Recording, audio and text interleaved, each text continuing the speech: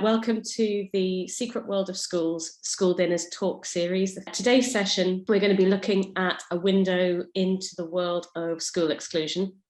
My name's Susie, I work for Culture Bridge North East. We're part of Arts Council England's national network of bridge organisations connecting education and cultural sectors to enable better access to quality arts and cultural education for all children and young people. And now it's time to introduce today's speaker. We have Sarah Martin-Denham, Associate Professor of Care and Education at the University of Sunderland, who's going to speak to us about the many challenges and strengths that children previously excluded from school encounter. So Sarah, over to you. Hi everybody, lovely to be here. Yeah, so I've worked at the university for a while. I'm previously a primary school teacher, and then I worked in further education, and I've always had an interest in supporting children and learning about how best to meet the needs of children with special education needs and disabilities. So about 5 years ago, I got commissioned to do some research from Together for Children. And this was to investigate the prevalence of SEN in the city. And as part of that, what I found out in the findings was that we were much higher than the national average of children with mental health needs, about 14% higher than the national rate for those with education, health and care plans. So on the back of that, Together for Children commissioned more work to try and find out why Sunderland had a higher prevalence of SEMH needs in particular, but with a lens on children excluded from school. And as part of that, interest in child voice, young people's voice, parents' voice, and health and education professionals' voice. So from that piece of work, I think I spoke to 174 participants. So children from the age of 5 all the way up to young people aged 16, 41 of their parents I spoke to as well. So it was 55 children, 41 parents and 78 professionals, and created about 8 publications from that. And then I did the reports, and they're really full of child voice, how parents and children and professionals feel about the barriers to mainstream school for many children. But what I felt it didn't really give was a sense of the child. So in the written form, in a written publication, journal article, monograph, whatever, you get the words, but it didn't, for me, the children still were not visible. You couldn't really kind of visualize what they were going through. I am not arty, so just to get that, I have specific learning difficulties, have a very creative mind, but sadly do not have the artistic skills to do what's the things I want to do myself. So about a year ago, I think it might have been a year ago, I got some funding through UKRI Research England to do some participatory research. And that's, for those who don't know, that's where you involve children from the initial design of a project all the way through to the end product. And through this, initially I worked with two schools that supported children previously excluded. And what we did is we brought 10 young people together. They were all in Key Stage 4, so they were aged 14 to 16, to the university. And we worked with them with a theatre director for about 10 days, doing lots of different activities. And from that, discussed what kind of output they would like to show society, to show teachers about their strengths predominantly, but also the challenges they face with schooling, and how they felt. What came out of the discussion very clearly was they wanted to get how they feel perceived by people around them. So we had a studio, we did lots of activities, and they scripted a film, which I'm going to play for you now. So this is phase 1, if you're all ready. So this is the original See Me film, which we hashtagged Pull Up a Chair.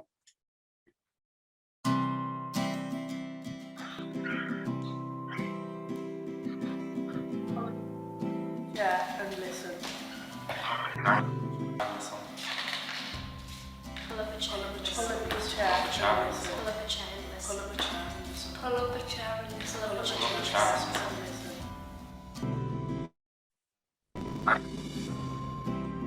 I see the world as a huge, beautiful adventure, but it can be a cruel and scary place. Full of mayhem, obstacle course, our maze. The world sees me as badly behaved, disrespectful, a number.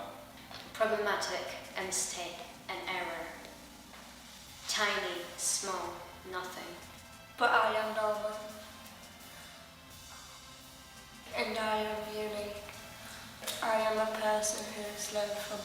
Steve. I am valuable. Say me, I am not invisible. Understand me. You might have an impression of me. You might have an expectation of me. Pay attention. Even though we have been kicked out of school, we are still like every other student. Just a person, a young person. I don't just want to be seen, I want to be heard. Say me. You're going to need a bit of space on your desk. Increase it, so just make the box a little bit sturdier.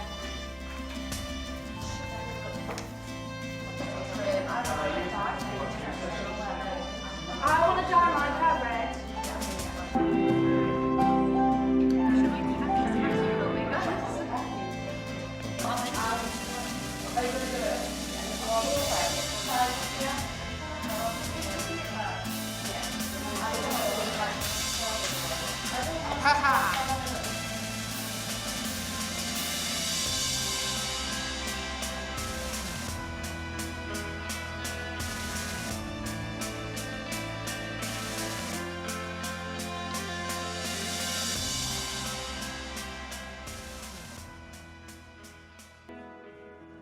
Buy a clock, but not time. A bed, but not sleep.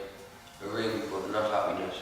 Money isn't everything, so appreciate what you have, not wish what you want.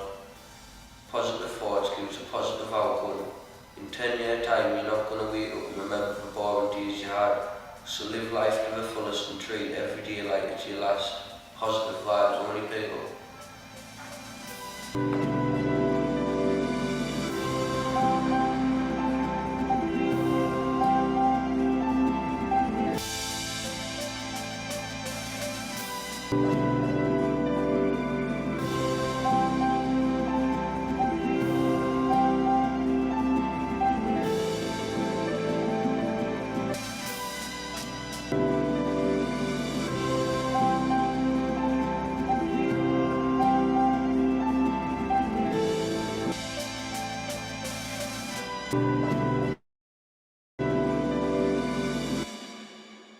That was the first film. You need a moment, don't you, to kind of process what you've just seen. As part of that, we weren't sure how open they would be to talk to us through the creative arts. That's why all the kind of, that film you saw there was a culmination of 10 days of working with, giving them lots of access to the university cafe as much as they wanted, which was a really, just to make them feel special, make them feel important and valuable. That's why it was important, I think, to bring them out off-site from school. Talking to the young people after, they felt really empowered. They said they didn't use the word empowered, but they felt like in some way that they felt really positive that they'd be able to help other children, young people and teachers better understand needs. So I did that piece of work and it was really positively received. And I thought, you know what, there's so many more children. There's more children than that. So I got some more funding and it was through UKRI Research England again, and ended up exhibiting work produced with children and young people who had worked with 4 local artists. So there was Frank Stiles, Joe Howell, Hannah Gorn and Angela Samwith, so different artistic medium. They produced a film, a video of their type, that what they were interested in, what made them happy. And then I delivered all the resources around the North East, and 8 schools across 5 local authorities created a piece of artwork to show what brought them joy. I felt everything in the media was quite negative. It was all about what they couldn't do, what they did wrong, focusing on the behaviours rather than like the positive aspects of their life. So we were really lucky that Vinka Peterson was exhibited at the National Glass Centre and invited CME to be part of that. So that work was exhibited.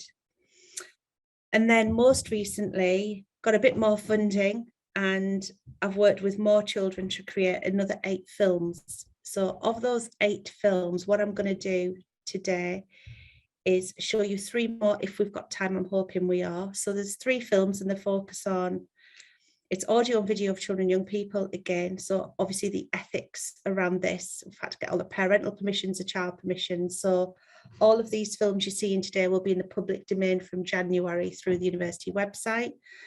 And yeah, so I will crack on and show you. This is a film. This is by secondary age children. It is 6 minutes, but I think we're okay for time. And this is about the importance of belonging, relationships and connections to them, and how they feel what they are perceived.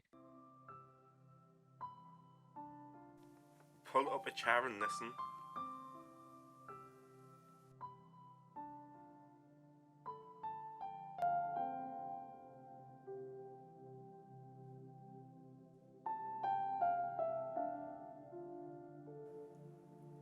We have a few questions for you. Why am I punished for things that I do not do?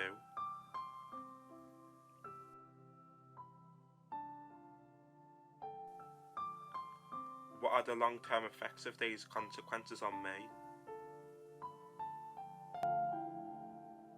Why do you think I do the stuff I do? Why am I judged by the way I act and feel?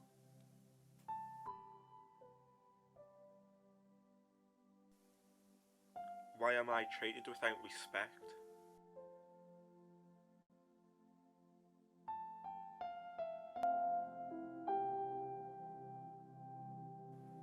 Are you making assumptions about me? Why am I made to feel ashamed of who I am?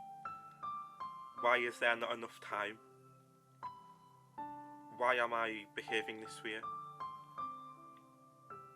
Why is there not enough time to listen?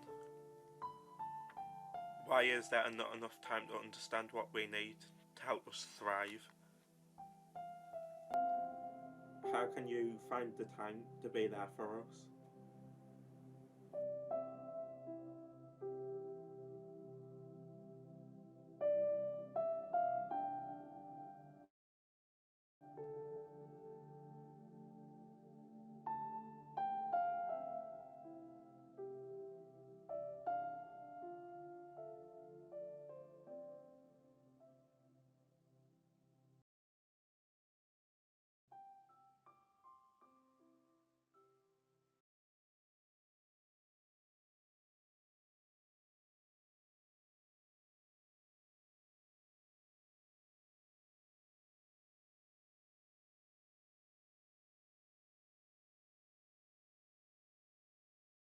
Like, they never really explained how we're supposed to do it, how we're supposed to write it, and nothing. They just tell you get on with it. But that's what most people find hard about school. They don't help you about understanding, when that's what schools are for. They're supposed to teach you about understanding the word. Even if it's hard, they should sit down and talk to you about what parts you find hard and how to make them easier for you. Like, now I can do my work perfectly fine even if it's hard or easy, because I've been around like creative writing, people showing us how to understand the work, how to do it in a similar way but an easier way, instead of teachers showing us the hard way of what we have to do. And it's like, why should kids do that when they don't understand it? They need to understand it to do it.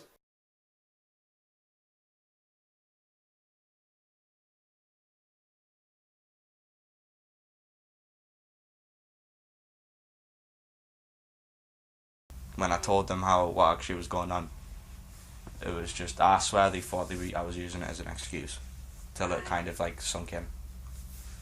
So I had a breakdown, then they kicked me out for a week. So it's just, they're just crap really. I don't really like them. Yes. Plus obviously, like, I don't think they care about your education either. Because obviously COVID doesn't help them, and I can give them the benefit of the doubt with COVID, but I was before we even had to go on lockdowns, I was starting to stay off, and they just weren't too fussed about it.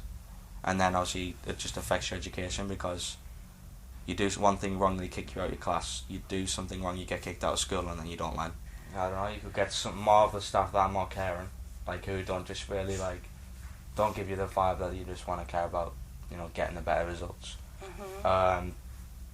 More understanding of mental health as well, because mine wasn't. Mine were going to dump me in the behavioural place for the rest of my time in school if I didn't get accepted in Endeavour, and that's what they told me. They'll probably say they didn't now, but that's what I got told by the deputy head. So it's just I don't feel like they care, and then my opinion's so strong on. So it's. And what did you do when you were off? What did you do with your time? I just went and worked with my granddad. That's what I was doing when I was deliberately staying off. Just going and working with my granddad, getting away from everything. And do you think you needed that at the time? Do you think it helped you with going back? It didn't help us. It didn't help us with going back because I didn't really want to go back. The only reason I went back is because I noticed the stress it was doing on my mum and my dad. So I thought I'd go back for them, but I'd do it again in a heartbeat if I had to. Because like I'm working with my granddad and we can have a laugh, and I'm with someone who I've like spent my whole life with. So it's just kind of like he understands us, he gets us. Whereas at schools, it's don't. You're in a classroom all day and it's horrible. Because like my anxiety was really bad, so I kind of I didn't like how many students there were. But I'm not even going to say the teachers because that would be saying all of them. There were certain teachers that I couldn't stand, and then there was other ones that I could. And I'd go in their class and I'd be the best behaved. It's just, and I felt trapped in a classroom. But it's in any classroom or in any place like this. It makes us feel like trapped when I'm getting told I have to stay in there and this and the other, so I just don't like it. What I'm going to do now, I'm going to go straight into I'll show you one more film because I want to have time for a chat. This is the younger children. I haven't showed you the younger children films yet, and then we'll have a discussion about and what that tells us. So these are children from 5 to 7.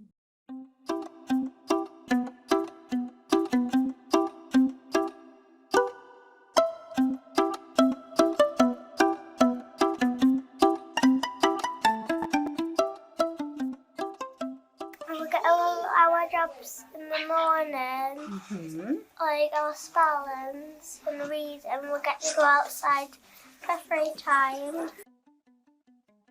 Well, we'll have that big playground, and then we'll have this other big play bit down there. We'll have the big tire swing out there. I go by playing outside on the tire swing. It's got tiny spaces. You do it. Got the tiniest Spaces, and Miss Simpson. More friends. Things that help us conquer our fears. Because every day. Hugs for Miss Brewer. It still feels safe. No, my dad truly does. Drunken, stroking and reading to normal dog. The compliment jar. When it gets filled up, we have a meeting to choose what to do. I go to the park, I go to the farm. We made sensory boxes to help us calm down if we get hungry. I just calm down when I use my fidgets. Hungry is when you're hungry and angry at the same time. Drawing judges up. Having special guests visit us. Mindfulness was the magic fairy. Mindfulness helps me to be calm. Or afternoons. The sensory removal helps me when I'm mad or something goes wrong. Sometimes walking outside helps me to calm down. I know ways to help me relax. And these things all make me happy.